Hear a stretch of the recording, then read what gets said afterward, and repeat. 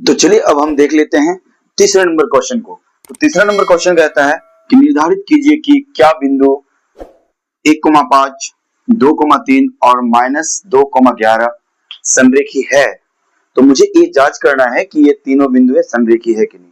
तो संरेखी का मतलब ये हुआ कि ये तीनों बिंदु जो है ना, अगर हम इन तीनों बिंदुओं की मदद से एक रेखा की कल्पना करते हैं तो ये तीनों बिंदु एक ही रेखा पर क्या करना चाहिए, होना चाहिए संरेखी। संरेखी अर्थात कि तीनों बिंदु एक ही रेखा पर क्या करना चाहिए, होना चाहिए। जैसे कि हम जो है ना इन तीन बिंदुओं को हम लोग क्या कर लेंगे, मान लेंगे ए बी और क्या मान लेंगे सी, यानी कि 1,5 को ए मानेंगे, 2,3 को बी मानेंगे, -2, -11 को क्या मानेंगे, सी मानेंगे। ओके, और जो है हम संरेखी को जो निर्धारित करने जा रहे हैं, यानी कि संरेखी की जो हम लोग क्या कर रहे हैं, जांच करने जा रहे हैं, ये जो है मेरा पहला मेथड होगा। यानी कि अभी जो है हम लोग दूरी सूत्र की मदद से संरेखी की क्या करेंगे, जांच करेंगे कि आखिर ये तीनों बिंदु एक ही रेखा पर है कि नहीं, अर्थात संरेखी है कि नहीं। तो लेकिन इन तीनों बिंदुओं को हम लोग विभिन्न तरीके से क्या कर सकते हैं, सजा सकते हैं। जैसे कि आप यहाँ पर देख सकते हैं, अगर ये बिंदु यहाँ पर है तो हम बी बिंदु को यहाँ लिख सकते हैं, तो सी बिंदु को हम यहाँ लिख सकते हैं। अगर हमको ए बिंदु को यहाँ लिखना है, ओके, और सी बिंदु को यहाँ लिखना है, तो बी बिंदु को हम यहाँ लिख देंगे। इसी तरह से हम इसको जो है ना तीन तरीके से क्या कर सकते हैं, दिखा सकते हैं। और आपको जो है ना संरेखी के बारे में जो है पिछले वीडियो में ही क्या कर पढ़ाया जा चुका है, और आप जो है ना उस वीडियो को क्या कर सकते हैं, देख सकते हैं। उसमें निर्देशांक ज्यामिति के बारे में पूरे कॉन्सेप्ट को क्या किया गया है, क्लियर किया गया है। ओके, तो आप जाइए और उस वीडियो को देखिए ताकि और भी ज्यादा अच्छा से आपको क्या है समझ में आए। ओके, तो चलिए आगे बढ़ते हैं हम लोग। तो हम लोग अभी संरेखी की जांच करेंगे दूरी सूत्र की मदद से। ओके, तो सबसे पहले हम लोग क्या करेंगे, यहाँ से ए बी की दूरी निकालेंगे, फिर हम बीसी की दूरी निकालेंगे, फिर हम निकालेंगे एसी की दूरी।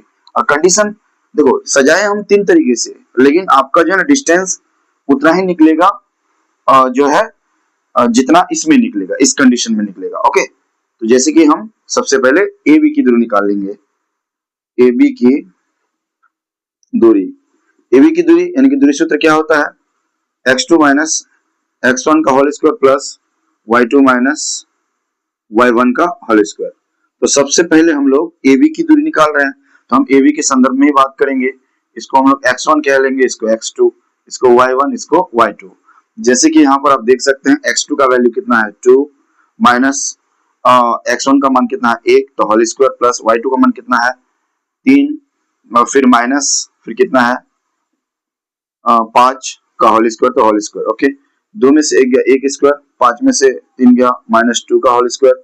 ओके, 1 प्लस 2 का स्क्वायर यानी कि -2 का स्क्वायर कितना हो जाएगा, यानी कि -2 का स्क्वायर, यानी कि -2 इंटू -2, यानी कि 2 दूना कितना हो जाएगा 4, माइनस माइनस क्या हो जाएगा प्लस, यानी कि 2 का स्क्वायर यहाँ पर क्या हो जाएगा 4 हो जाएगा। ओके, इस तरह से रूट अंडर कितना हो जाता है आपका 5 हो जाता है। ठीक, तो हम लोग जो है ना ए बी का दूरी क्या कर लिए, ज्ञात कर लिए। उसी तरह से अब हम ज्ञात कर लेंगे क्योंकि बीसी की दूरी, बीसी की दूरी, तो बीसी की दूरी हम लोग कैसे निकालेंगे, फिर वही कंडीशन होगा x2 माइनस x1 का whole square plus y2 minus y1 का होल स्क्वायर। तो जैसे कि आप बीसी की दूरी में देख सकते हैं, तो हम अभी जो है ना अब क्या कर लेते हैं, इसको अभी फिलहाल मिटा देते हैं। ठीक है, आप नोट डाउन करते चलिए। अब इसको मान लेंगे हम लोग x1, इसको मान लेंगे x2, और फिर इसको मान लेंगे y1, इसको मान लेंगे y2, क्योंकि हम लोग अभी बीसी में काम कर रहे हैं। जब हम बीसी में काम करेंगे तो ए को भूल जाएंगे। ठीक है, जब हम बीसी में काम करेंगे तो ए को क्या कर जाएंगे, भूल जाएंगे। ठीक है, ए को हम हाइड कर देंगे। तो अब यहाँ पर देख सकते हैं कि x2 मेरा क्या हो गया -2, फिर माइनस है तो माइनस, x1 क्या हो गया मेरा 2, तो 2 का क्या लिखेंगे होल स्क्वायर, प्लस y2 का मान कितना है -11, तो -11 माइनस y1 का मान कितना है 3, तो 3 का क्या लिखेंगे होल स्क्वायर। ओके, इसी तरह से लिख सकते हैं हम लोग। देखिए यहाँ पर भी -2, यहाँ पर भी -2, समान चिन्ह से जुड़ता है, तो -2 -4 का होल स्क्वायर, प्लस 11 और 3 कितना हो जाएगा -14 का होल स्क्वायर। ओके, तो इस तरह से लिखेंगे 4 चौक 16, 14 उनटी 14 कितना हो जाएगा 196, 6 6 12 का 2 हाथ में रहा 1, 9 और 1 10 और 11 का 1 हाथ में रहा 1 1 1 कितना हो जाएगा 2, यानी कि हो जाएगा आपका टोटल 212। ओके, आपका बीसी का दूरी निकल गया है 212। फिर हम लोग इसी तरह से जो है ना किसकी दूरी निकाल लेंगे, हम लोग जो है एसी की अब क्या कर लेंगे, यानी कि ए बी निकल गया, बीसी निकल गया, अब हम लोग एसी की दूरी क्या कर लेंगे, ज्ञात कर लेंगे। एसी की दूरी, एसी की दूरी बराबर रूट अंडर क्या लिखेंगे फिर हम लोग, ये हो गया आपका ए बी की दूरी, ये हो गया आपका बीसी की दूरी। अब एसी की दूरी निकालेंगे तो x2 माइनस x1 का whole square plus y2 minus y1 का होल स्क्वायर। फॉर्मूला जो है ना बार बार लिख लिख के उसका यूज कर करके क्या हो जाता है, याद हो जाता है, इसमें कोई दिक्कत नहीं है। तो इसी तरह से हम लोग जो है x2 फिर अब हम चेंज कर लेंगे, फिर इसको जब हम AC की दूरी निकालेंगे तो इसको फिर x1 मानेंगे, इसको y1, फिर मानेंगे इसको x2, फिर इसको मानेंगे y2। ओके, तो x2 फिर अब कितना हो गया -2 माइनस फिर कितना हो गया 1 का होल स्क्वायर प्लस y2 का मान कितना हो गया -11 और माइनस y1 का मान हो गया 5 का होल स्क्वायर। ओके, फिर इसी तरह से -2 और माइनस से कितना हो जाएगा -3 का होल स्क्वायर प्लस 11 और 5 कितना हो जाएगा 16 -16 का होल स्क्वायर। इसी तरह से हम आगे बढ़ाएंगे काम को, यानी कि 3 तरीके कितना हो जाएगा 9, 16 इंटू 16 256, 9 6 15 का 9 6 15 का 5 हाथ में रहा 1 5 और 1 6, फिर हो जाएगा 265, यानी कि आपका जो निकल के आया, इसलिए एसी का जो दूरी निकल गया 200 रूट अंडर 265 निकल के आया। ओके, अब हम लोग यहाँ पर जो है ना तीनों डिस्टेंस क्या कर लिए, ज्ञात कर लिए। ओके, जैसे ए बी बी सी और फिर ए सी, इसमें वही होगा ए सी बी सी फिर ए बी। ठीक है, तो हर एक कंडीशन में जो है ना डिस्टेंस आपका उतना ही होगा, उसमें कोई दिक्कत नहीं है। अब हम लोग क्या करेंगे कि यहाँ पर किन्हीं दो डिस्टेंस को हम लोग क्या करेंगे, जोड़ेंगे और तीसरे डिस्टेंस के बराबर करने की कोशिश करेंगे। लेकिन यहाँ पर कंडीशन को देखना पड़ेगा कि जब हम लोग यहाँ पर ए बी सी लिखे हैं तो इसका मतलब A B plus B C is equal to किसका होना चाहिए, ए सी का होना चाहिए, तभी तीनों इसका मतलब जो है एक ही रेखा पर होगा। और इस कंडीशन को यदि हम लोग देखते हुए चले तो यहाँ पर ए सी प्लस बी सी किसके बराबर होना चाहिए, ए बी के बराबर होना चाहिए, तब तीनों संरेखीय होगा। इस कंडीशन को यदि देखिए A C plus A B B C के बराबर होगा, तब तीनों क्या होगा, संरेखीय होगा।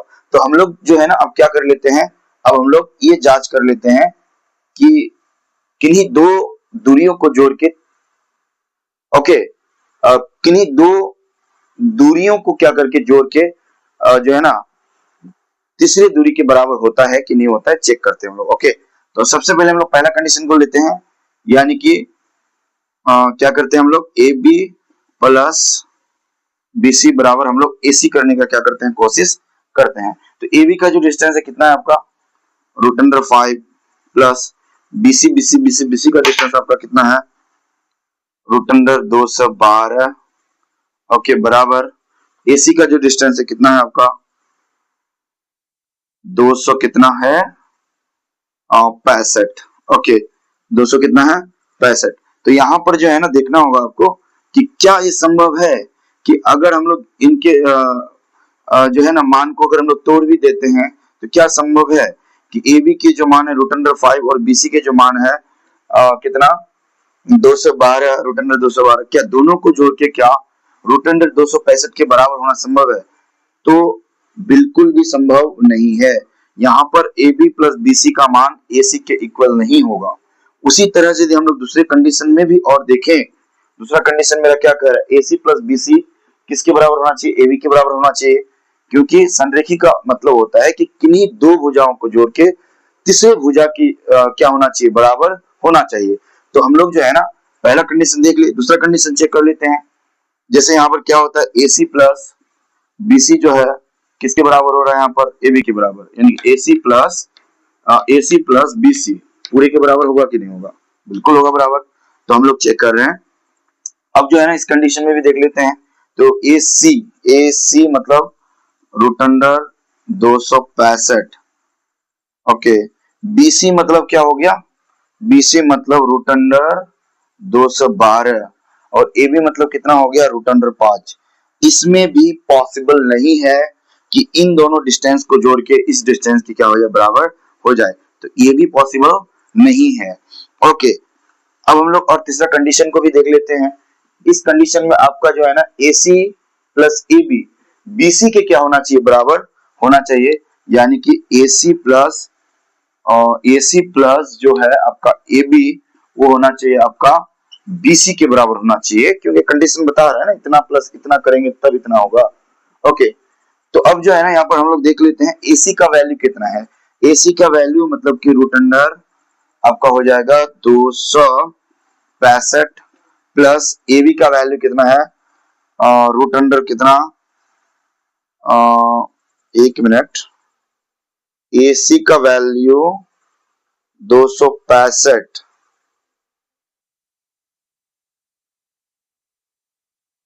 AC का वैल्यू 265, गुड, AC का वैल्यू 265 और यहाँ पर जो है ना AB का वैल्यू √5, तो √5 ले लेंगे और VC का वैल्यू मेरा आ रहा है √212। तो क्या इसमें भी संभव है कि अगर मैं इन मानों को क्या कर दूं तोड़ भी दूं तो √265 प्लस जो √5 है क्या √212 के बराबर होगा?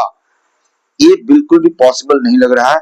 इसका मतलब है यहाँ पर भी बराबर नहीं होगा, तो हम लोग कह सकते हैं कि अतः ठीक है, हम लोग जो ये कल्पनाएं किए हैं ना कि ये तीनों बिंदु एक ही रेखा पर क्या होगा मौजूद होगा, हम लोग 3 कंडीशन यहाँ पर देखे हैं, तो ऐसा पॉसिबल है ही नहीं कि तीनों बिंदु क्या होगा एक ही रेखा पर होगा, क्योंकि आप यहाँ पर देख सकते हैं कि किन्हीं दो भुजाओं को जो हम लोग जोड़ रहे हैं तीनों कंडीशन के लिए, तो तीसरे भुजा के योग के बराबर हो ही नहीं रहा है।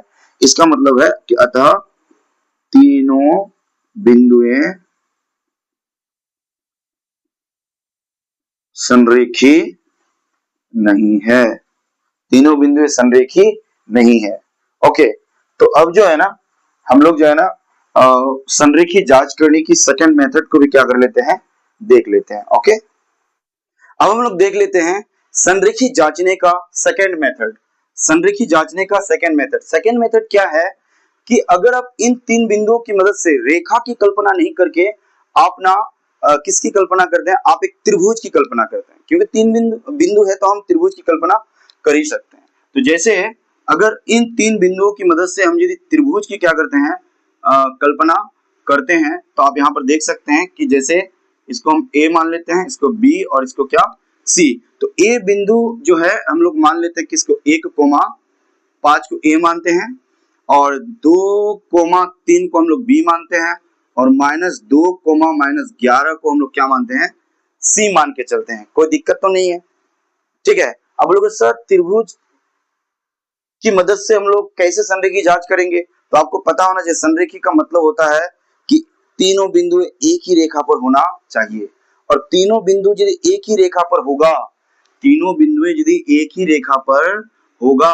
तो इसका अर्थ क्या हुआ बताइए। तो ये तीनों बिंदु एक ही रेखा पर होने से इसका मतलब क्या हुआ कि अगर यदि ये तीनों बिंदु मान के चलो एक ही रेखा पर है और इसमें हम कल्पना कर रहे हैं त्रिभुज की, इसका मतलब क्या इससे कोई क्षेत्रफल हो सकता है क्या? इसका मतलब इन 3 बिंदुओं से जो क्षेत्रफल निकल के आएगा वो क्षेत्रफल 0 होगा। वो क्षेत्रफल कितना होगा 0 होगा। तो अर्थात त्रिभुज की मदद से यदि हम लोग संरेखी की क्या करते हैं जांच करते हैं, तो इसका मतलब हुआ कि त्रिभुज का क्षेत्रफल क्या होना चाहिए 0 के बराबर होना चाहिए, तभी क्या होगा संरेखी होगा। और त्रिभुज का क्षेत्रफल यदि 0 के बराबर नहीं हुआ तो संरेखी नहीं होगा। ओके, तो हम लोग इसका क्या करते हैं क्षेत्रफल ज्ञात करते हैं। तो इसको मानेंगे x1, इसको मानेंगे x2, इसको मानेंगे x3, इसको मानेंगे y1, इसको मानेंगे y2, इसको मानेंगे y3। तो हम लोग इन तीनों बिंदुओं की मदद से क्या करते हैं त्रिभुज का क्षेत्रफल ज्ञात करते हैं। तो कहा जाता है कि त्रिभुज ABC का क्षेत्रफल बराबर क्या होता है 1/2। आप इस तरह से लिखेंगे x1, फिर x2 लिखेंगे, फिर लिखेंगे आप x3 लिखेंगे, फिर आप इस तरह से लिखेंगे। ओके, फिर y घटा y, y घटा y, y घटा y, 2 3 3 1 1 2 इस तरह से लिखेंगे। ओके, तो इस तरह से 1/2 x1 का मान कितना है देखिए 1 है, तो हम x1 की जगह 1 बिठा देंगे कुछ नहीं है तो गुना है। y2 का मान कितना है 3 है, घटा है तो घटा। y3 का मान कितना है -11 है, इसलिए यहाँ पर अब ये ब्रैकेट नहीं चलेगा, इसको चलाना पड़ेगा, ठीक है। प्लस x2 का मान कितना है यहाँ पर 2 है, ठीक है। फिर y3 का मान कितना है -11 है, फिर फॉर्मूला में माइनस है। y1 का मान कितना है 5 है, तो ये ब्रैकेट यहाँ चल जाएगा। फिर उसके बाद प्लस है, x3 का मान कितना है माइनस कितना है 2 है, माइनस का ही यहाँ पर झमेला है, थोड़ा सा माइनस पर ध्यान दोगे। फिर y1 का मान कितना है 5 है, माइनस y2 का मान कितना है, y2 का मान यहाँ पर 3 है, तो इस तरह से हम लोग जो है ना ले लेंगे। फिर इस तरह से 1/2 कितना हो जाएगा, देखिए 3, इस एक का तो कोई वैल्यू नहीं है गुना में, 3 + 11, ठीक है, प्लस 2 × 11 और 5 कितना हो जाएगा -16। फिर इस तरह से हो जाएगा -2 × 5 में से 3 गया कितना होगा 2, ठीक है। 1/2 × 11 3 14, फिर 16 दूना कितना हो जाएगा 32, फिर हो जाएगा 2 दूना 4, ठीक है। 1/2 14 माइनस कितना हो जाएगा 36, 1/2 × 6 में से 4 गया 2, 3 में से गया 2, यानी कि -22। इसको हम लोग कैंसिल कर सकते हैं, 11 दूना 22, -11, ठीक है। ये जो है ना क्या आ गया वर्ग मात्रक, इसका क्या आ गया क्षेत्रफल आ गया। लेकिन यहाँ पर -11 आए या फिर कुछ भी आए, आपको ये समझना होगा क्या त्रिभुज का क्षेत्रफल 0 आया, यानी कि संरेखी का अर्थ क्या हुआ कि तीनों बिंदुएं एक ही रेखा पर होना चाहिए। ओके, तीनों बिंदुएं एक ही रेखा पर होना चाहिए, एक ही रेखा पर, अर्थात कि उसका क्षेत्रफल क्या होगा। अगर कोई तीनों बिंदु एक ही रेखा पर है तो इसका क्षेत्रफल क्या होगा, इस रेखा का कोई क्षेत्रफल थोड़े होता है, तो अर्थात कि उसका क्षेत्रफल 0 होना चाहिए तभी संरेखीय होगा। अर्थात यहाँ यदि -11 आया है, इसका मतलब ये तीनों बिंदुएं संरेखी नहीं है, अतः तीनों बिंदुएं संरेखीय नहीं है। ओके।